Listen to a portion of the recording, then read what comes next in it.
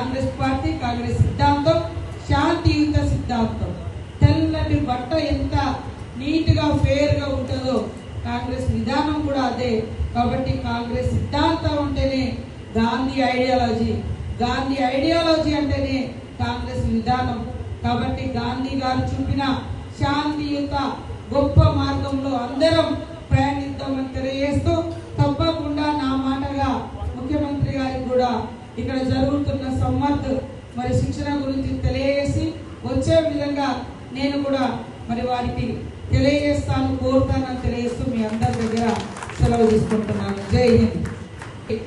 మా సేవాదార్ సైనికులకు అందరికీ పేరు పేరున హృదయపూర్వక భారతీయ ఉద్యమ వందనాలతో జై గాంధీ, జై నెహ్రూ, జై సేవాదల్.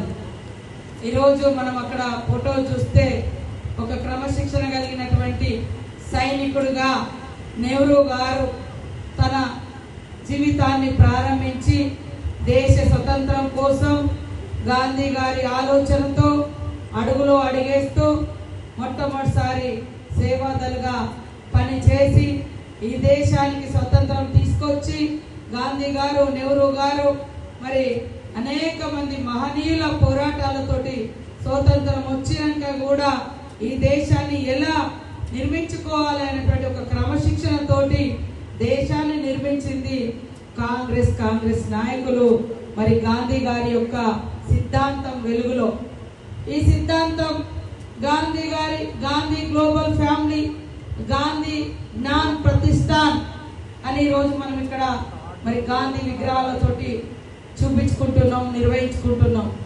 గాంధీ గారి యొక్క స్ఫూర్తి, గాంధీ గారి యొక్క శాంతియుత విధానం ఎన్ని తరాలు మారినా, ఎన్ని యుగాలు మారినా అదే సిద్ధాంతం ఈ సమాజానికి అవసరం. గాంధీ సిద్ధాంతం గాడ్సేల సిద్ధాంతం కాదు, మాది గాంధీ గారి సిద్ధాంతం.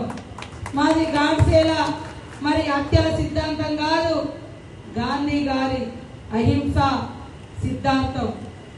ఈ సిద్ధాంతమే ఈ దేశానికి, ఈ ప్రపంచానికి మంచినిచ్చే మార్గాన్ని చూపించే సిద్ధాంతం. ఇది మనం అందరం అలవర్చుకోవాలి.